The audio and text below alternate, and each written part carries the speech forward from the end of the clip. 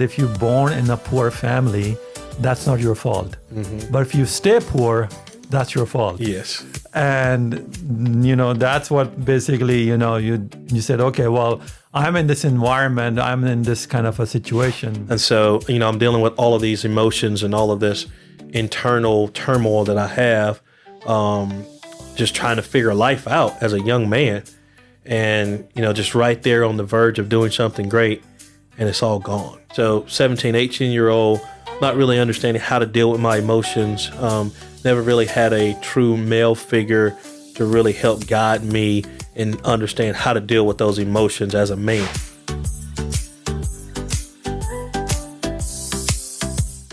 Welcome to another episode of Knowledge Seeker Podcast. I'm your host, Farhan Mirza. So my today's guest, raised by a single mom, moved to a street where drugs and crimes wrote most endings, got in trouble with law enforcement, went to jail, but his jail became his classroom. MBA in hand now, become EPB Senior Executive Director, and now have a mission to rewrite tomorrow. Please welcome Ken Jones. Ken, welcome to the show. Well, thank you for having me. I appreciate you reaching out and asking me to come and chat with you. No, when we first met, I think the story you told me, I think that story needs to be told to other people so they can inspire by your story. So now, take us back. I know you basically raised by a single mom Mm-hmm. and in projects. Mm-hmm. And now you hold executive positions in the corporate world. Mm-hmm. So take us back how this all unfold in your life. Yeah, I'll be happy to. So I'll go back to my mom, Yes. who I love dearly and really is the key to who I am today, right? She was a single mom raising my brother and I. We grew up in the housing projects in Emma Homes on the south side of town. My mom actually had me as a teenage mom. She was 11th grade. I was born. And then 18 months later, my brother was born right after she graduated high school. And so our dad was around when we first were born. I don't know, maybe I was 2, 3, something like that. They got divorced, separated. He never was around after that. So my mom was a single mom, teenage mom, raising 2 boys. Thankfully, she had her mother, my granny, that's what I call her, in our lives. And that was always around, supporting her, being there for her, being there for my brother and I, also being support, right?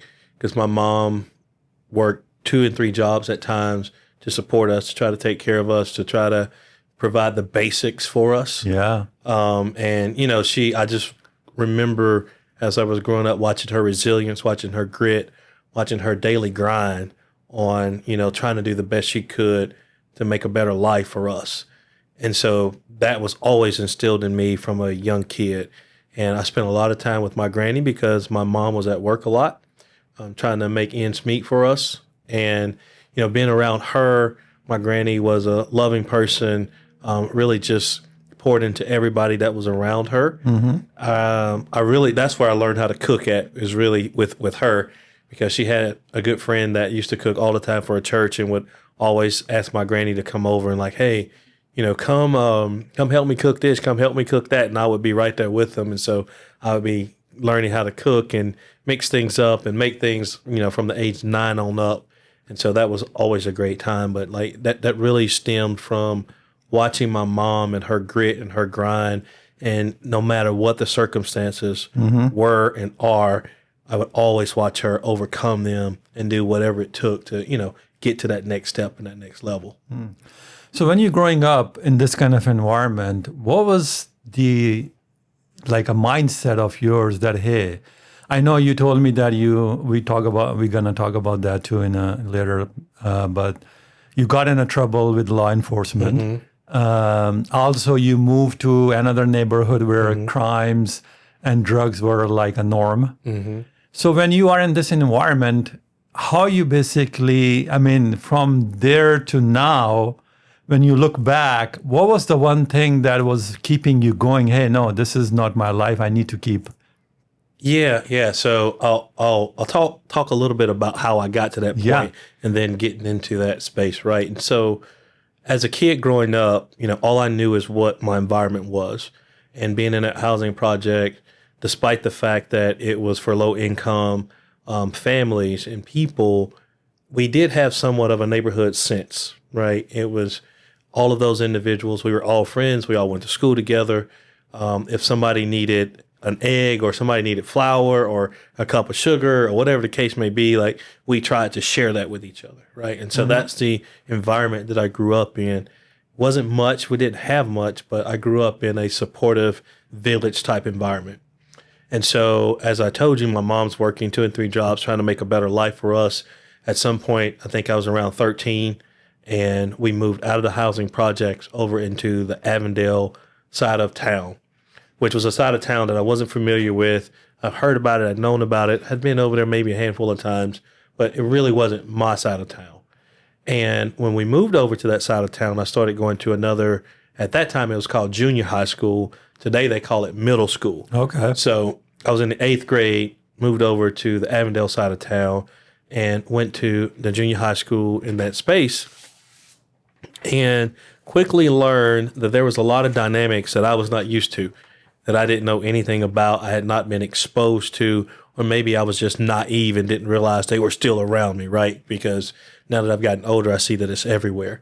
But a lot of that had to do with like various gangs, drug dealers, people that were stealing cars, people that were just doing things that was not a part of what I grew up doing, right? Yeah. And so when I went over to this school, there were these 2 different groups of people, gangs, if you will, that didn't really like each other. So they had beef with each other in school.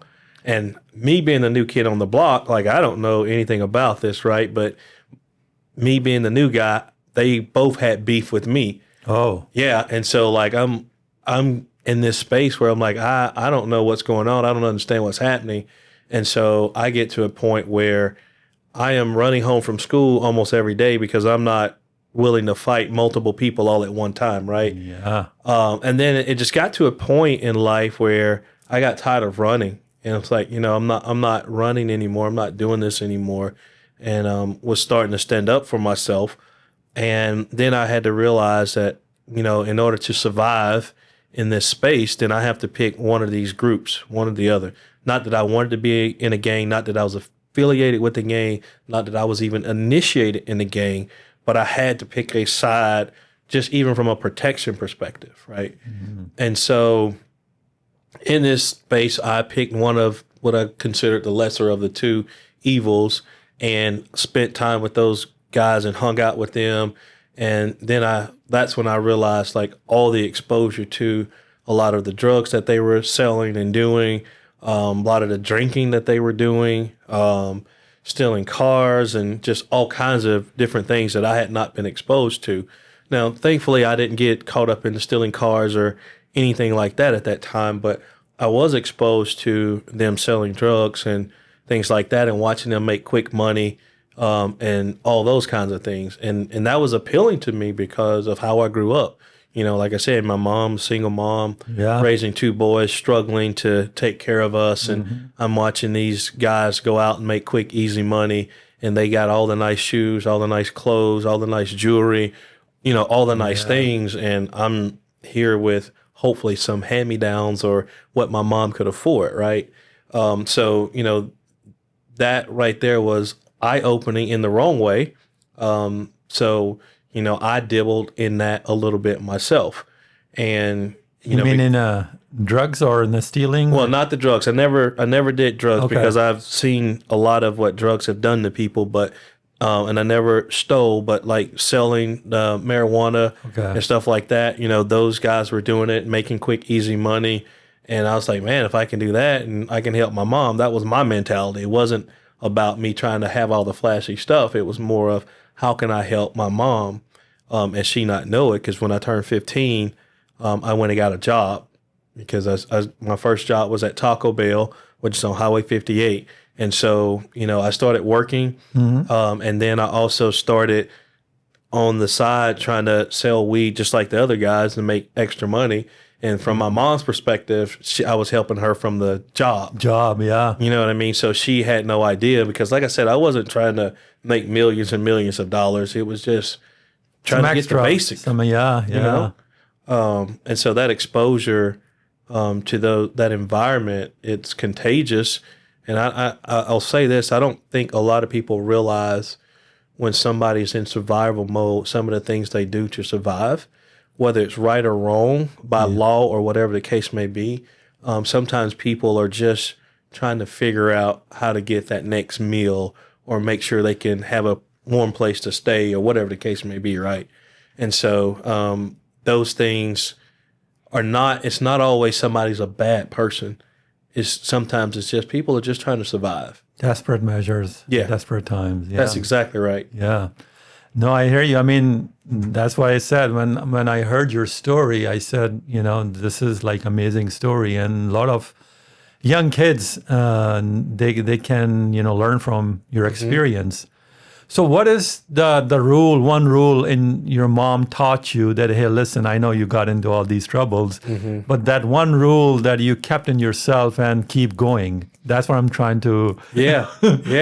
Here's what I would say to that is, for a long time, I would blame others for my troubles. Oh, there you go. Yeah. And I truly believe one of the key things that she really poured into me was that accountability. Own your decisions, own your choices, and there's ways that you can overcome them, but you got to be willing first and foremost to own them, right? And so that accountability factor of I take full responsibility for my actions, despite the circumstances, despite the situation, I made that choice. Yeah. Yeah. And so I take full accountability for that. So actually, that reminds me of a very famous quote from Gandhi. He said, if you're born in a poor family, that's not your fault. But if you stay poor, that's your fault. Yes. And, that's what basically, you said, okay, well, I'm in this environment, I'm in this kind of a situation, but I need to. So what time or what's basically for you was the turning point for you? Was say, hey, listen, I don't want to see this thing, my future is going to be like that. Yeah. What was some kind of event happened or something like you have to pivot and then just 360, you become, totally a different man. Yeah. So I'm going to lead up into that if that's okay. So Yeah, please. So going through that in my teenage years and moving forward to my senior year in high school. So I started at one school in my 10th and 11th grade year of high school at Kirkman Technical High School, where I learned electronics at. That was my background, something that I really enjoyed, working with my hands. My senior year of high school, we moved into East Chattanooga, which put me in a different school zone. And so now I'm going to Brainerd High School for my senior year. And so I finished my first semester as my senior year. Into my second semester, I get into a fight, get 2 aggravated assault charges. Between my junior year and senior year of high school, I had enlisted in the Marines, and I was going into the Marines because I knew I was not a student that was ready for college, right? And so I needed more of a disciplinary space. I needed more of a hands-on space, and so I enlisted in the Marines between my junior and senior year of high school. We move. I go over to Brainerd High School, finish my first semester. Second semester of my senior year, months before graduation, I got 2 aggravated assault charges. And with those charges, I got kicked out of high school. Kicked out of high school, I got kicked out of the Marines, so I didn't go to the Marines. Oh, wow. And so now I'm back in this space where I'm really angry and I'm really upset and I'm really just ticked off at the world. Like, this is not my fault. This is everybody else's fault. Those individuals were messing with me. I was defending myself, right? Yeah. And so now I'm kicked out of school, kicked out of Marines. So where am I going to go? I was scheduled to graduate June 8th, 1991, and I was scheduled to leave for the Marines June 9th, 1991. So the day after graduation, I would have been gone to basic training, right? And so I had it all laid out. I was going in to be an aviations mechanic, the whole 9 yards. I was super excited about it, and all that got taken away. And so now I'm angry at the world. I'm mad at the world because the future that I had just got ripped away from underneath me, right? And so I'm going through this bitter, angry stage, going through these haphazard jobs, just really, just going through the motions at this point in time. If I look back on myself from today back then, I'd probably say I was in some form of depression and just didn't realize I it. imagine that. Yeah, yeah. You know, and so just fighting through that, fighting through all the anger, all the bitterness, all the hurt, all the disappointment, seeing the disappointment and hurt on my mom's face. You know, like I said, she really bust her tail and struggled to take care of my brother and I. And like, this is kind of the thanks I give her for that. Right. And so, you know, I'm dealing with all of these emotions and all of this internal turmoil that I have, just trying to figure life out as a young man. And, you know, just right there on the verge of doing something great, and it's all gone. And so, you know, just working these odds and ends jobs, just doing whatever, not really caring about life at that particular point. And then How old were you at that time? at that time, I was 18. 18. Okay. I was 18, yeah. When I got kicked out of school, I was 17, so I was a juvenile. And I would have been 18 May, and then graduated June, and then June that next day, like I said, off to the Marines. So 17, 18-year-old, not really understanding how to deal with my emotions. Never really had a true male figure to really help guide me and understand how to deal with those emotions as a man, right? Mm-hmm. And so just trying to figure all that out and not really knowing how to figure it out, and just kind of going about life and steady making mistakes over and over again. And then finally, it was to a point in 95, well, it was 94 really, when I found out that my son's mom was pregnant with him. And, you know, the pathway that I was going down, I could easily end up in jail. And so thinking about how I grew up without a dad around, that was really the wake up call for me. Is like, hey, like, you know what it's like to grow up without a father. You know, you don't want your kid to grow up without a father. Oh, yeah. You got your why. Yes. You got your purpose. That's basically what. So I mean, this is, like I said, this is like an amazing story. Teenage boy got into all this trouble, and then so that was your girlfriend, right? That was not your wife at that time. That's correct. At that time, okay, mm-hmm. Okay. So you basically have a boy, and then that's basically changes your kind of life basically. Yeah. And you pivot to, okay, well, I cannot keep going. So that was what I was going to ask you. So do you think that how important a father figure in anybody's, like especially in a teenage guy, that important is, especially the father figure or even a mentor? Mm-hmm. I think in our business, or usually we say, hey, if you have a mentor, that will save you 10 years of your hard life. Mm-hmm. So for you, do you have any mentor? Did you have any mentor, or nobody was like guiding you anywhere? Yeah. So at that time, I didn't realize the importance of some of my coaches that I had in my life as mentors, life, guidance people and things like that at the time. It was more so defiance because like I didn't have that male structure in my home, right? And so, yes, I had coaches. Yes, there were other men that were around, but I never looked at them that way. I didn't understand that at that time in my life like I do now. So looking back on it now, I can sit back and say, yeah, some of my coaches was mentors. Some of my men that were around in the neighborhood were mentors, but I didn't realize that at the time. Yeah. So if you go back to your teenage, or somebody is listening, he's a teenager, and what advice would you give it to yourself, actually, even if you go back to your teenage and say, hey, listen, this is not worth it?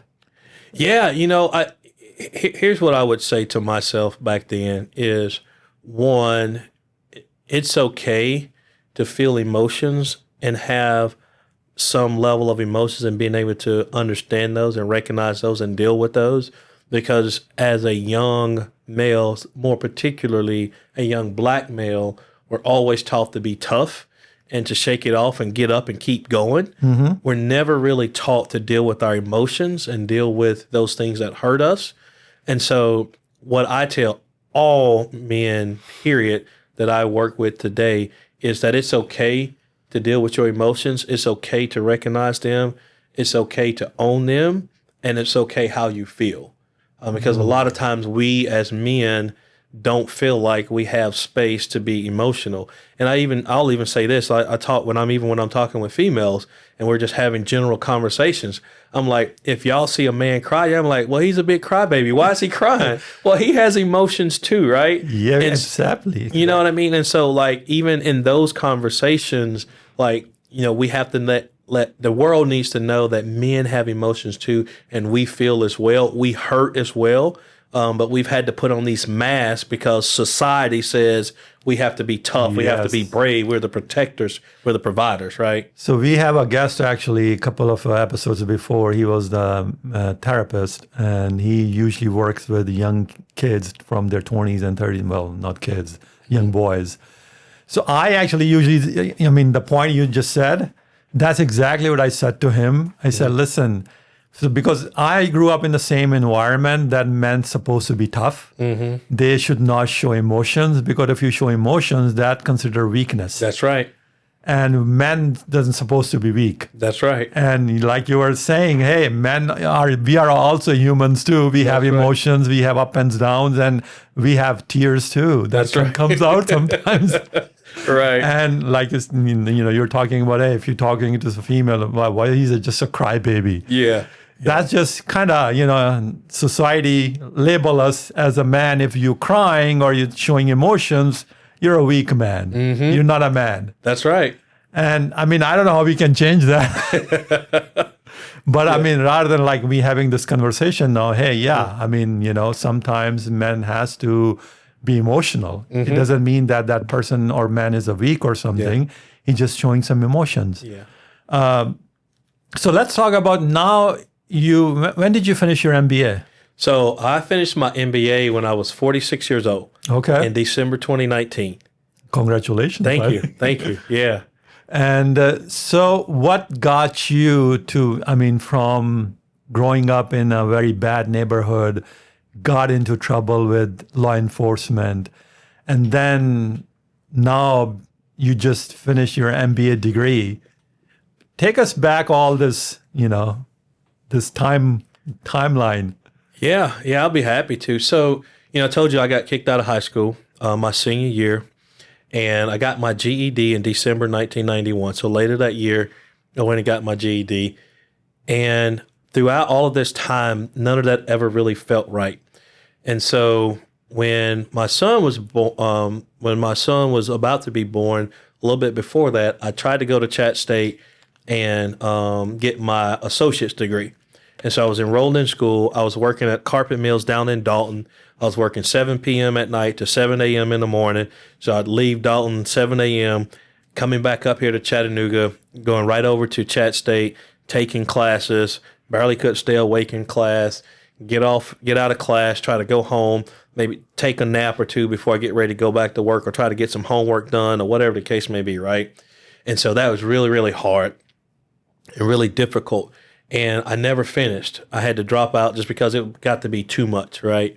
Working those hours, trying to go to school, it was just too much. So that was in 95 when I dropped out, because my son was born in 95. And so fast forwarding a little bit, about 6 years later, I found out that I had a daughter as well that was 6 months older than my son. And so now finding out about her, she's 6 years old. My son's 5, about to be 6, and just realizing like I have to be an example for them. Starts to kind of go back and see the example that my mom was for my brother and I. And so what I said to myself is, once my kids got out of high school, I was going back to school.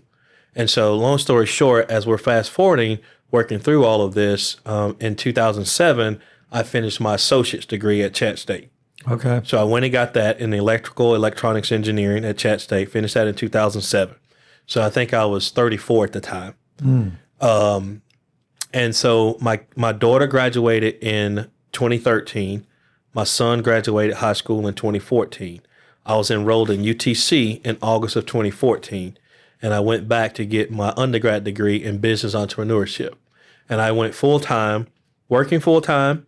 I went to school full-time. Where were you working at that time? I was working at EPB. EPB, okay. Yeah, so I've been there 25 years.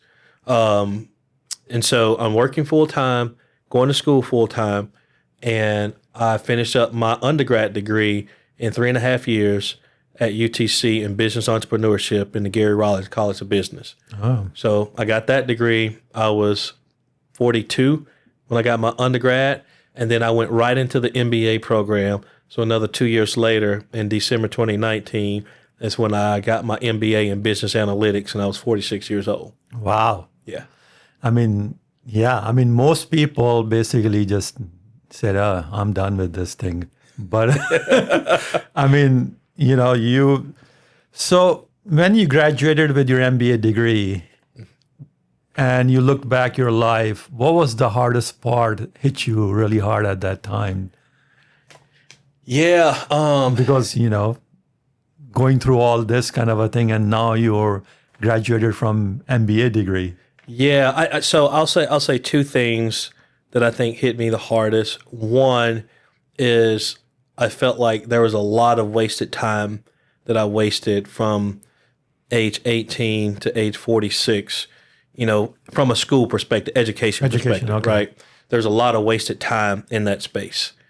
Because if I had been more disciplined, had been more this, had been more that, all the things, right? Hindsight's always 2020. How much further along could I have been? Just like you just mentioned a little bit ago when you talked about a mentor helps us beyond 10 years, right? Yeah. And so I'm thinking, if I had did all of this way back then, where would I be today? I wouldn't just be finishing my degree at 36, 42, 44 and 46, right? I would have had it a long time ago.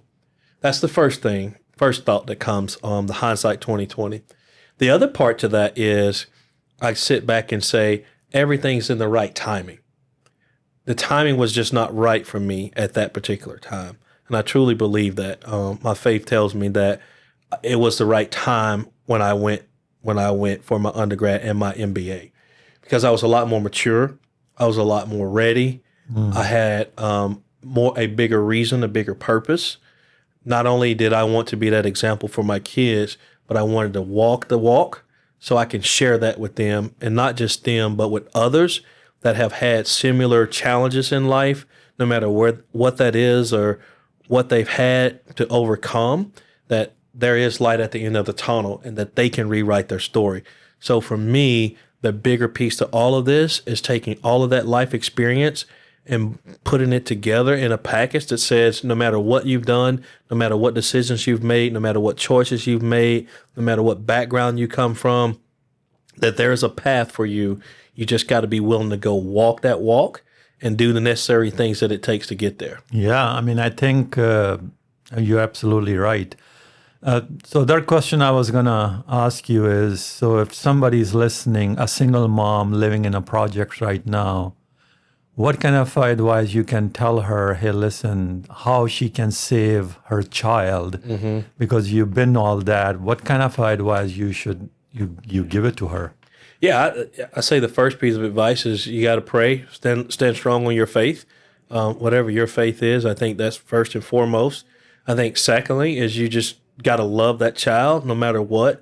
Sometimes it gets hard and difficult to love or show that love because of the hurt that you have when you see your child going through some discomfort or some challenges in life, and you want to protect them from it and you can't protect them. You feel like that, hey, I'm as a parent, I fail because this is my child and I want to keep them away from these things. And just realize that it's not always about that, because my mom showed me all the love in the world, right? She was always there for me as much as she could. She provided for my brother and I the best she possibly could in the best way she know how. But those were choices that I made to go do the things that I went and done. It wasn't what she taught me. So she didn't teach me to go out and be a part of these groups that were doing things that they shouldn't have been doing, right? She taught me just the opposite. And so sometimes us as parents, when we're trying to teach our children something, we may not realize this when our children go astray. Because my mom and I have had these conversations, and, I tried to reassure her that it wasn't anything that she said or done. It was really me, right? And so I think we got to, as parents, especially as a single mom, especially raising boys, it's really understanding that, like, in time, it'll come around. It may not seem like it right now. Even my son and I, we have conversations to this day where, he'll come back to me like, Daddy, you remember you said such and such? I'm like, who are you? Like, what? Like, you was actually listening? But like, even those points where I didn't think I got to him or I reached him with different stuff, like he's come back and said, yeah, Dad, I remember we were talking about this, or we were talking about that, and I'm like, wow, okay, it really does work. So, that's what I would say. It's just, you just got to love them and walk through with them and, continue to support them and just be that example. First of all, how old your son now? My son is 30. 30? Mm-hmm. 30, like 30? 30, okay. yes. Okay, wow. It's a grown-up man now. Yeah, he is. Okay. So how's the relationship with you as a dad now? How's your relationship with your son now? Oh, it's great. It really is. It wasn't easy, because and with my daughter as well, with both of them, it's great. Oh, yeah, it wasn't easy because one, I didn't have an example of what a father looked like, but I did have an example of what it didn't look like. And so I did everything I could to do the opposite of what I was exposed to and to, be the best that I can of what I felt like I wanted or I needed as I was growing up. I tried to be that for my kids. And I think one of the biggest things, just like I've kind of mentioned earlier, is that accountability. Is, when I've made a mistake with them, I try to go to them and tell them I'm sorry. Say, hey, look, I'm trying to figure this thing out as a dad. Like, I don't have all the answers and I'm going to make some mistakes. And I just hope that you forgive me and, I'll own up to my mistakes and we'll try to work through them. And I've done that, with both of my kids. And I think that's really been beneficial and helpful. Yeah, yeah. I mean, that's actually, there has to be a very strong person to do that because a lot of people, well, I made a mistake and I own it. Accountability, I think. So let's talk about your involvement in community. You are very involved in this, especially in Chattanooga community. So how important do you think that community is for, especially for young kids or young, I don't know, I keep saying kids, young boys. Yeah. No, I think it's critically important. A lot of the reasons why I got so actively involved in the community is because I'm a native of Chattanooga. I love the city of Chattanooga. I love where we are. I love where we're going. I love the transition and the change that we've had. There's so many people that come from other areas and come to Chattanooga, and I feel like they appreciate it more than some of the natives in Chattanooga. And so for me, I want to do everything I can to help uplift our city, to grow our city, to expand our city, to make sure that people know this is a great place. Is it without its challenges? Not at all. But I don't think you can go anywhere in this world that won't have some level of challenges, right? Yeah. And so for me, it's really important for anybody that lives in a community to be actively involved in that community in whatever fashion you want to be involved, right? Because it's where you live, it's where you work, it's where you play, it's where you're growing up. And the only way to make it a better place for you and your family is to be actively involved and be part of some of the decisions that are being made. Now, I know some people sometimes feel like, hey, my voice doesn't matter. And I say your voice does matter. Yeah. You have to show up. Show up, exactly. Right. You have to show up. If you're sitting at home and he's like, oh, they're not going to listen to me. You're right. They're not going to listen to you if you're sitting at home. But like sometimes we have to get out of our chairs, right, and be the change that we want to see. Out of your comfort zone. That's right. Yeah, because nothing happened in your comfort zone. That's it. That's it. Because growth always happens when there's a challenge. That's exactly right. Yeah. So you are actually also involved in a lot of organizations. Mm-hmm. I think United Way, you are on board on that. And what else? So I'm on the United Way board. I'm on the Benwood Foundation board. I serve on the Erlanger Community Health Centers board. I serve on UTC Alumni board. I serve on the UC Foundation board, which is a part of UTC. I also serve on All in Chattanooga board. And wow, I feel like this. How did you find the time? It's because I care. Yep. Oh yeah. And I want to be involved. Yeah. Right. And I want to be a part of something that's bigger than me. And that's why I find the time. That's why I make the time. That's why I show up when I can to the things to support them.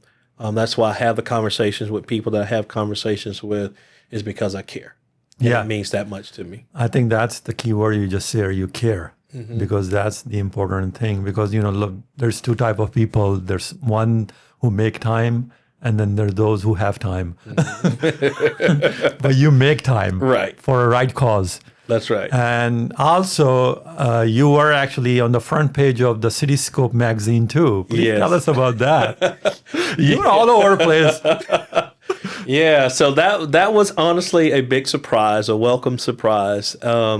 So Cityscope reached out to my employer and our PR people and said they wanted to do an article on me about my leadership and how I've grown in at the job as well within the community. And so they sent over a bunch of questions, and I answered the questions, and we talked through a lot of that. And they wrote up the article, and then they had Justin with Via Media to come and do the photography and do the photos for the article. And so we went through all of that and done all of that piece. And then, for me, I thought it was over, right? And so I'm going on about my day. And next thing I know, I start getting these text messages from friends and stuff like, hey, you're on the cover of Cityscope. Did you see this? Did you see this? I'm like, whoa. Yeah. So it was a big surprise to me to hit the cover, a deep honor. And it's just been amazing, as the conversations that have come out of that, and I'm so thankful and humbled by the fact that they would put me on the cover of the Cityscope magazine, the annual business edition. Yeah, I think that's you should be. So once you saw that your picture in the front page of Cityscope magazine, how did it feel to you? I mean, at that time, what was going through in your mind? Yeah, The emotions. yeah, the first step was like, whoa, what just happened here, right? Just trying to kind of take it in. But once I kind of stepped back and thought about what that represented, and to me, it was a representation of how I want to be portrayed in the community as somebody that really cares about the community as a whole, somebody that really has a center and a belief that we uplift people, then our community can be even better than what it already is. And so for me, it was an opportunity for other people to see the work that I'm doing and ask them to come work alongside. And also for me to go work alongside of them as well. Yeah. Because I truly believe we make the impact collectively together. We might have different ideas, we might have different thoughts, we might have different perspectives, but all of those things are really what helps us make a better community for the people that we serve. And for me, that's the thing that I want people to get out of that is let's come together, let's work together, let's solve some of these big problems together and make our community absolute best place in this world. So speaking about that, as a minority, let's say a community member, what kind of your involvement in your community? What kind of a biggest struggle or I won't say issue, but mostly the struggle and the problems you see in the minority community? Yeah, so They need to basically focus and change their mindset too, like you did. yeah, so I think there's probably two folds to this. One, we've all kind of heard it's hard to be what you can't see, right? And so a lot of times in these communities, people don't want to go to these communities, and because of some of the stigma that it has, Yeah. right? And so you have certain levels of people that don't want to go into those areas. And so those young men and women, kids, they can't see anything but what they see on TV. They see athletes, they see rappers, they see, some people may not like this, but this reality TV stuff, they see all that. You know what I mean? Yeah. And so that's what they're seeing every single day. And so their aspirations are only as far as what they can see. Now, granted, there are a few that get the opportunity to get exposed to something a little bit different, or maybe there's somebody that's pouring into them that they get the chance to see something a little bit different. But I think ultimately, we that have much, to whom much is given, much is required. It's on us to go into those communities and talk to those individuals and have conversations with them and let them see something different, let them see something bigger than the vision that they have for themselves. I remember as a kid growing up, my brother and I, we used to get super excited when the garbage truck used to come through the neighborhood because you set the garbage out on the street. They ride on the back of the truck, they jump out and they grab the garbage can and throw it and throw the garbage can back on the side and they jump back on the back of the truck. We thought that was the coolest thing in the world, right? And, I was like, man, that would be awesome to do that. But that was what I saw. We need those individuals working. I didn't really see some of the other things, like the career that I'm in. I just happened to fall into this career, right? But I didn't see a lot of those other things. And so really giving them visibility and what the possibility is and letting them know that there are things that are bigger than what they might be seeing right now. I mean, I don't think you you actually has intention to make your life better. That's why you've been to all this path. I don't think so this career has fallen into your lap or anything. You basically work for it. Well, thank you. And that's what I'm trying to figure, because in our, I consider in minority community too, what kind of struggles I'm trying to figure out that what kind of, because of your involvement in the community, what one thing that you see, hey, these people are struggling with this thing and we need to work on that thing. Do you see any? Absolutely. So one of the biggest things that some of our communities, and United Way just published some data on this right here. And that's what we call our ALICE households, access limited, income constraint, but employed. These are people just like my mom. They're working, they have a job. Some of them have 2 and 3 jobs, but they're not making a livable wage. They have kids at home. They're trying to figure out, do I pay my rent this month? Do I buy food this month? Can I get medicine for my sick kid? I need to take off because my kid has to go to the doctor, but if I take off, then I don't get that money for the day, right? And so they're struggling with just the basics in life. And so I said that to say most people in that space, they're not thinking about their future. They're not thinking about anything beyond, am I going to eat tonight? Am I going to be in a warm place when it's cold out tonight? Am I going to be in a halfway decent cool place when it's hot out today? That's where their mindset is. Their mindset is not like, can I get a better job? Because they got to make sure they can go to this job that they have right now. So how we can change that? So we can change that by a lot of different ways. Chattanooga has a really good economic development community right now. There's a lot of good things going on. Now, are there some challenges with it? Absolutely. I don't want to talk about those right now. But when these jobs come to Chattanooga and they go into these neighborhoods that are supposed to be for these individuals in that neighborhood, majority of the time, those are not the individuals that are getting those jobs. And the reason is? The reason is because those people are, some of them, they're trying to go to their job that they already have because they can't take off because they'll lose it, right? Some of it is they say, well, they're not qualified, because at one point people would say I wasn't qualified, only had a GED. Yeah. Right. I had to overcome that through a lot of hard work. But at one point they would say, well, you don't have a high school diploma. You don't have a high school education. You don't have a college degree. Well, we got this workforce training thing, but you got to do this or you got to do that. And a lot of these things for these individuals to get these jobs are inconvenience for their schedule.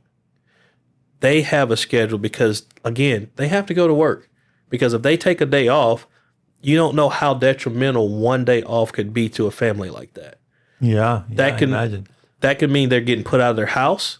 That could mean that their family doesn't eat for a week or month or whatever the case may be, right? And so, like, how do we adjust our expectations for these individuals to help them get the job training they need, whether it's on-the-job training, whether it's giving them a day off without such harsh punishment if they miss an hour or miss 2 hours to go try to educate themselves? How do employees activate some type of further training or development within their organizations to enhance their employee skills? You know, I know it's hard, especially like if you got like a factory job or something like that, because those machines got to be running. Like, that's the business. I get that.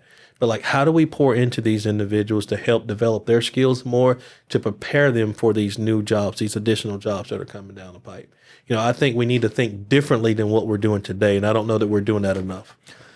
Yeah, I mean, it's kind of sad that we're living in the richest country in the world, at least on the paper. And we have all these issues, and there's a lot of, like you said, they have to figure out, okay, do I need to go to the school, or do I need to eat today or not? I mean, this is like, kind of basic. You were talking about like a basic necessities that needs to be, doesn't individual living in this great country does not think that way, that, hey, do I need to eat today, or do I need to skip this thing today and do this kind of a thing?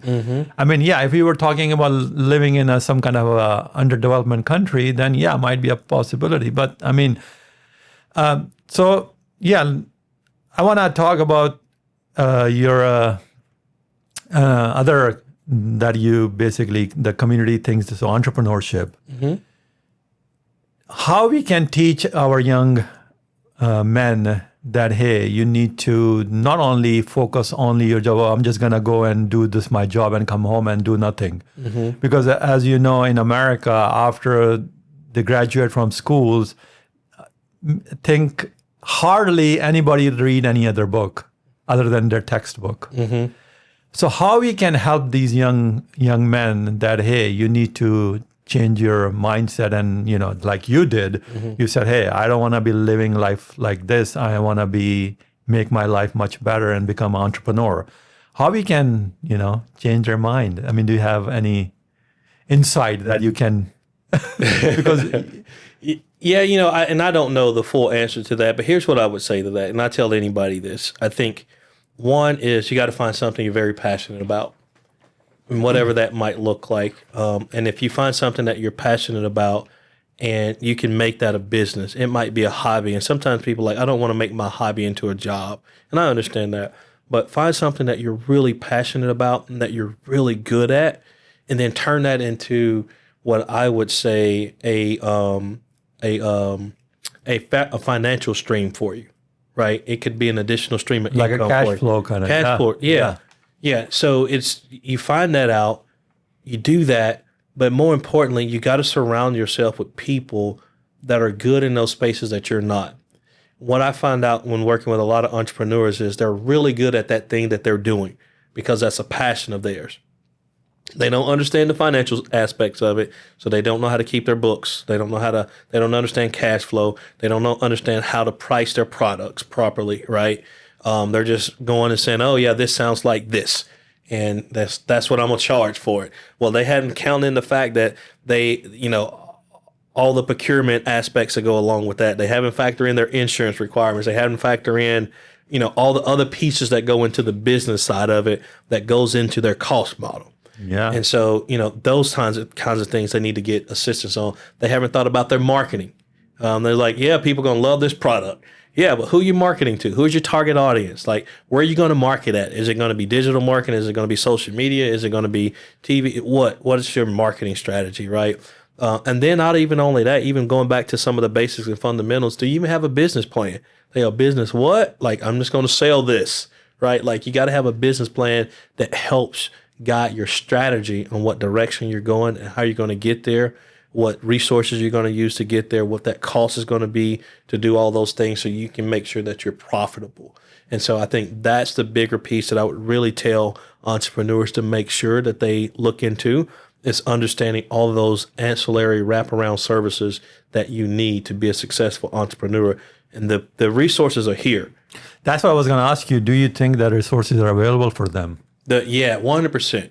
We have so many different resources within Chattanooga alone. The city of Chattanooga has a business resource center. Launch Chattanooga is another resource. Our business development center is another resource. We have, and I know I'm leaving some out, Collabs is another, startup for certain types of businesses, right? So there's an ecosystem here in Chattanooga that really wants to see entrepreneurs thrive and grow. There's a lot of initiatives that happen and go around. TVFCU, they give out grants with it. Even if you're in the arts, Artsville has a Periscope program to where they're taking artists and making their business, their art into business, right? So no matter what type of business you have, there is some support here for it. SCORE is even here where they help people with their businesses, right? And so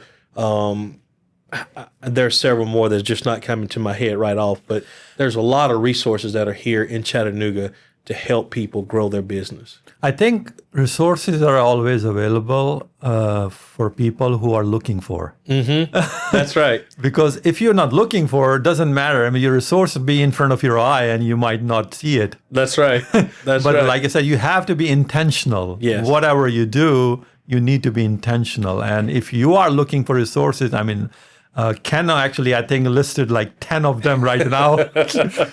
There was a very famous quote from Jim Rohn. He said, while you're working on your job, make sure you're working on your dreams. That's right. So most people, I usually say, the richest place in any city is not a country club, it's not mansions, it's a cemetery. That's right. Because a lot of dreams just die there. Yep. Because most people say, I want to do this, I want to do that, but they never take action.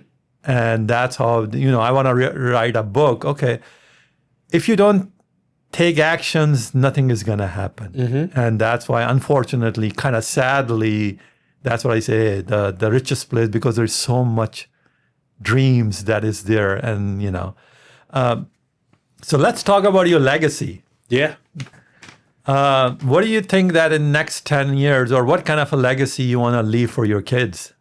Yeah, honestly, I think the legacy that I want to leave for my kids is to always be a resource to help and pour into other people. I have gotten so much gratitude and heartfelt just thankfulness because I did something that's bigger than me. Yeah. And to me, that's what life is all about. Like I said, to whom much is given, much is required. And I've overcome a lot in my life. God has blessed me to have what I would consider an abundance. Now, am I rich or anything? No. But when I'm talking about an abundance in life and joy and happiness and peace, and thankful of where I was to where I am today. And if I could use my story to help just one person to overcome whatever it is, then that's a joy and a fulfillment that I could never get from anything else in this world. Yeah. And to me, that's what's important. And I want my kids to be able to figure out what that purpose is for them and live their purposeful life. Because I truly believe that I'm living my purposeful life. And as long as I'm living my purposeful life, then everything else is just icing on the cake. Icing. No, I mean, success, of course, everybody has a different meaning for success. I mean, you are a successful person. So if I ask you, Ken, define success for you in one word, what would be that? People. People? People. Yeah. So you want to help as many people as you can. Yes. With your involvement in community, you're also, I mean, you are on board on so many organizations. So the people right now who are listening and they are thinking, hey, it's easy for Ken to talk all about that, even though you've been through all the struggles. And they're going through the struggles right now. If you want to give them one piece of advice they can change today, what would you tell them? I tell them change your mindset. Mindset is the key. When I changed my mindset from blaming everybody to taking accountability to owning my actions to being diligent about working through whatever that was I needed to work through and willing to grow, willing to accept feedback, constructive, whether it was tough or whatever the case may be, that was the thing that really switched it for me. Is I changed my mindset and now I'm a lot more open to hear, to understand, to learn, to grow. I'm hungry for learning, right? And I feel like I'm a life learner. And everybody that I encounter, I want to learn from them. I want to hear from them I want to see them. I want them to feel valued. I want them to feel heard. I want them to feel understood. And I think that is the ticket. That has been my ticket and my key. No, I think you're absolutely right because, like I said, I think as you know, we do, investment and financial stuff. But when somebody comes to me, especially a young person, they say, where I should invest. I have this much money, let's say 2,000, 3,000, whatever. Mm-hmm. I said, the first thing you need to invest is in you. Mm-hmm. Because if you invest in you, this 2,000, 3,000, then the ROI, we call return of investment, is going to be way higher than any basically cryptocurrency mm-hmm. or any stocks or anything give it to you. Mm-hmm. And you're absolutely right. You need to invest in yourself, especially. So, I mean, I know the education is very important for you mm-hmm. and you've done it. And also, I think you're teaching other people how to do it too. But so when we talk about education, do you think that these young men needs to not only educate themselves with their textbook, they need to educate themselves by their readings? So how important for you, like, to teach them, hey, I think you are on alumni on the UTC too, right? Mm-hmm. So when you talk to these students, what basically you advise them regarding education?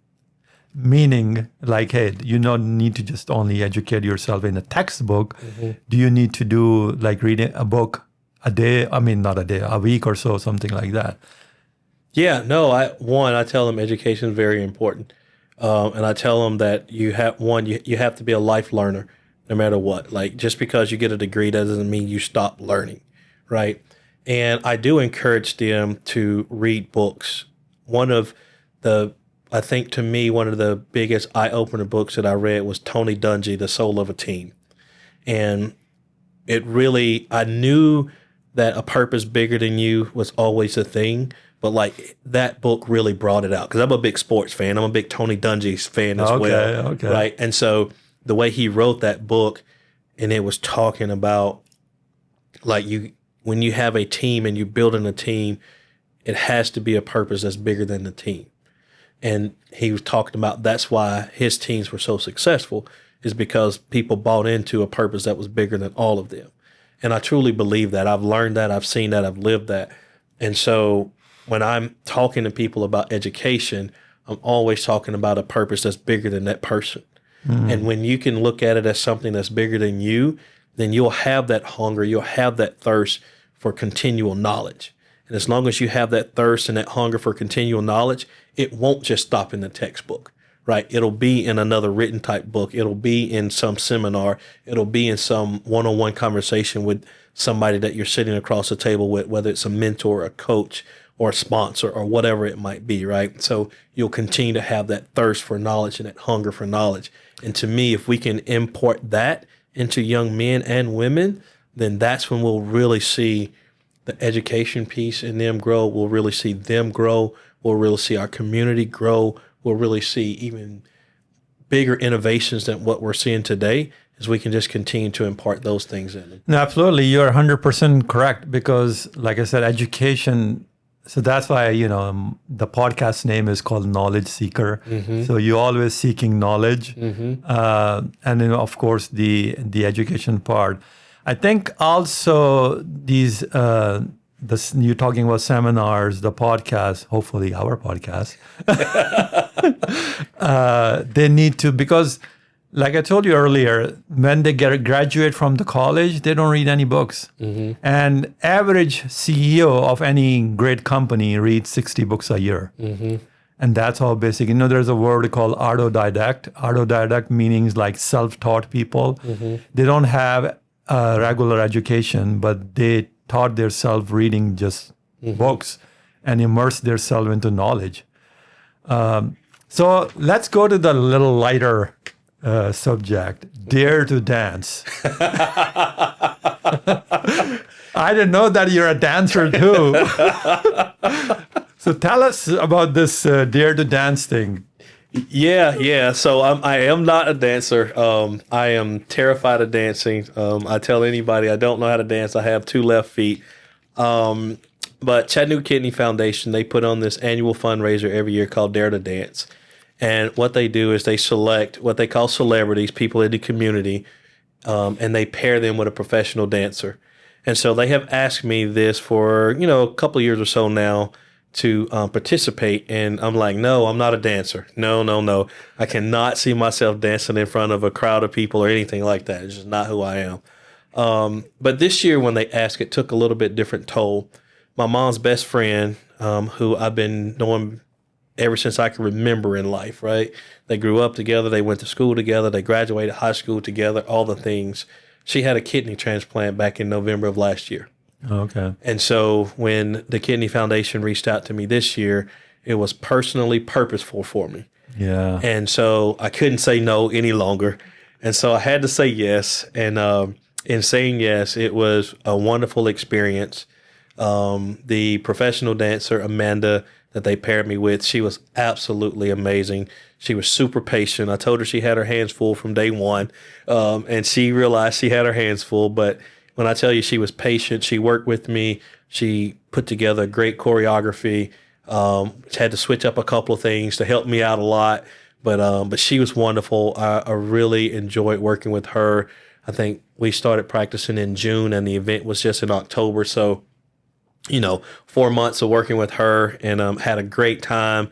The other cast members, the celebrity and dancers, had a great time bonding with them. And ultimately, I think our goal for the Kidney Foundation for this event was a little bit over 300,000 collectively across all of the dancers and groups. We raised over $500,000 for them. Oh, wow. And so that was a great thing to hear, and just thankful that I was able to play a small part in that. And but it was a lot of fun, and I had a great. What kind time of a doing it. dance was it? Like some. So it was a mixture of a little bit of hip hop and a little bit Okay. of ballroom in the mix of it, and a little bit of theatrical pieces that went along with the song.